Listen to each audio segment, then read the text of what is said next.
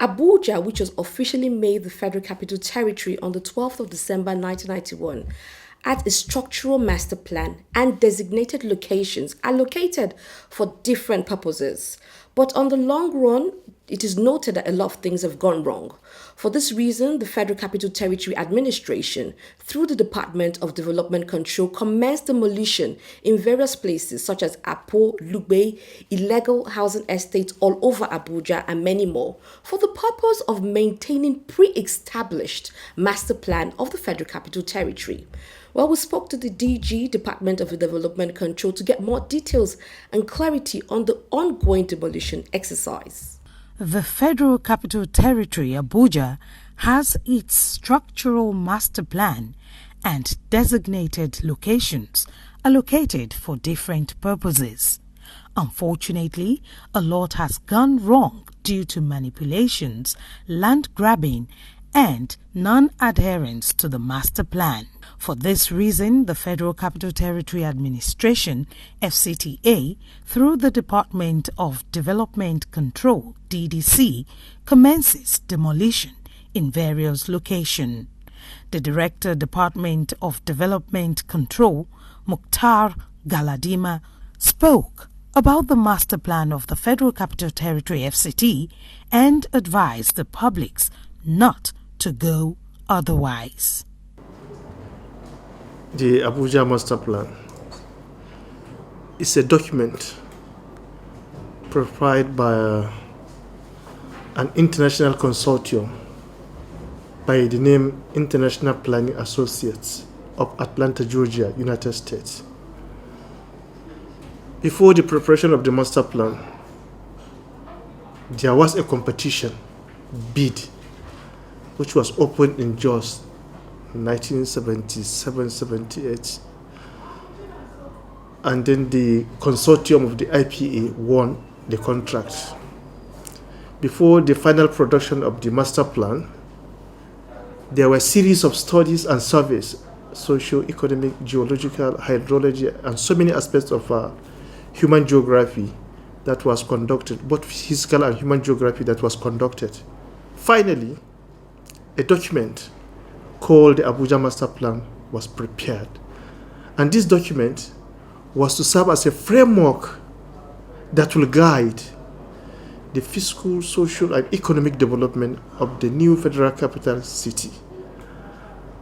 A follow-up document to the Abuja Master Plan is what we call the Regional Development Plan, prepared by Doxiadis, Ekistic Doxiadis.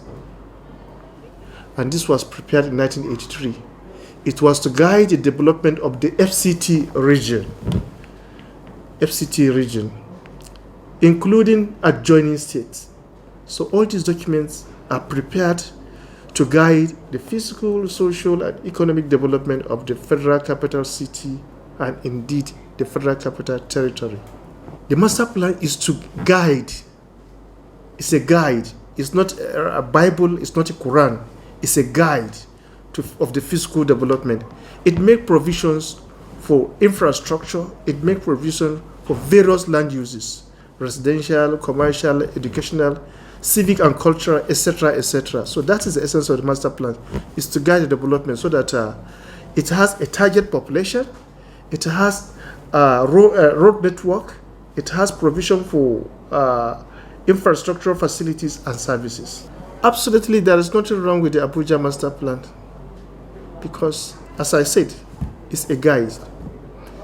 So what you are seeing now as is happening, no, this is the dynamics of city development, because as time moves on, some things will come up and then the plan needs to be reviewed to accommodate those things that are coming up.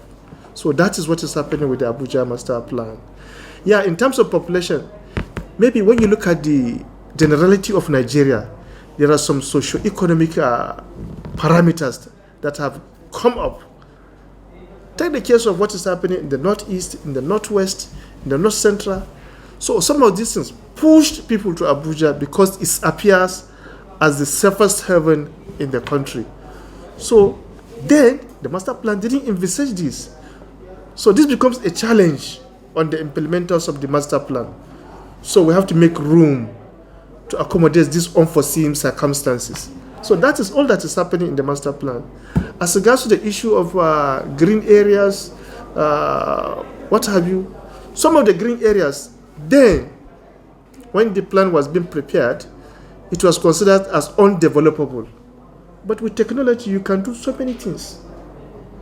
Some of the green areas are not to be tampered with because some of them serve as a kind of lungs of the city, where the city breathes. So it's not every green area that we should allow any development to touch on it. Must be preserved at all cost. What you are seeing now is a result of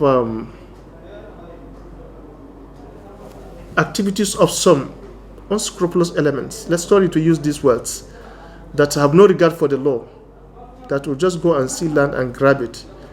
So we made adequate information. We made announcement that this thing is not acceptable.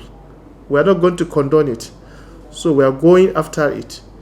And to make true our words, we have commenced removal of those land grabbers.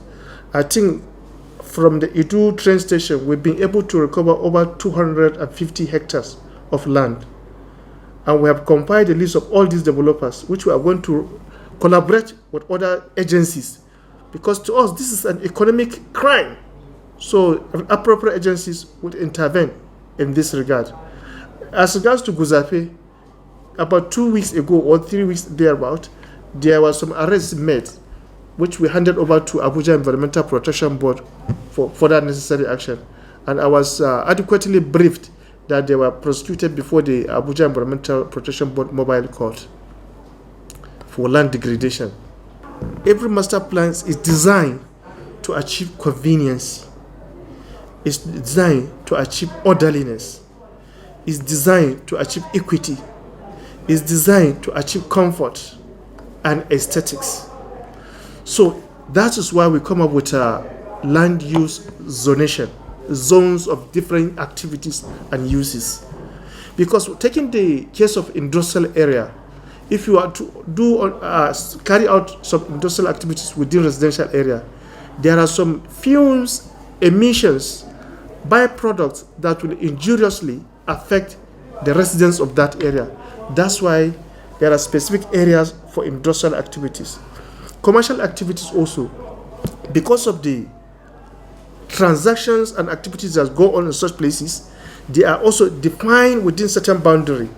Taking the case of Abuja Master Plan now, we have what we call a neighborhood center, which is situated around the residential area, where the residents of that neighborhood can walk, go and buy those things that they immediately need within their houses: bread, milk, sugar, and all those things that you can send your child. And within that neighborhood center, you have a school that a child of, say, between 7 to 10 can walk. That's why you have, like in Wuse here, this zone 6 is a neighborhood. You have this primary school here, just behind us. And you have a neighborhood center where you have this Excellence Plaza. So that is Abuja Master Plan for you. When you go higher, a little higher in the hierarchy, you have what you call district center.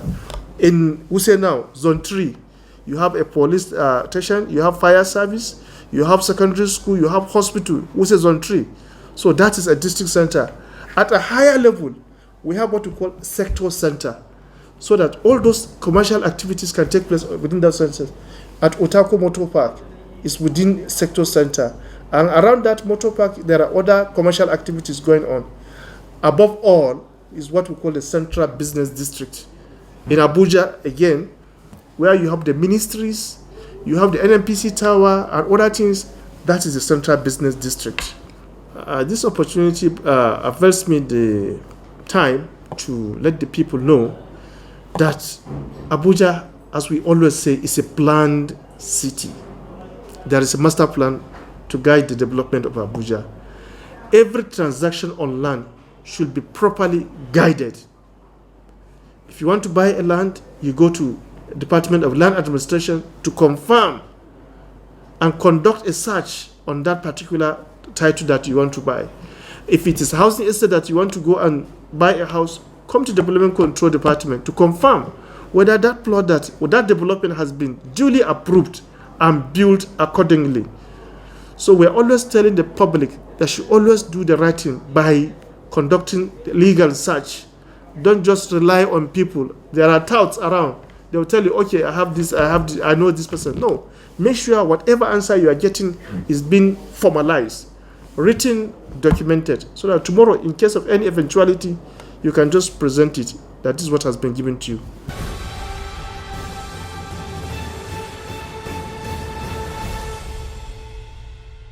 In an event of any emergency within the FCT and its environs, please dial the FCT emergency number 112.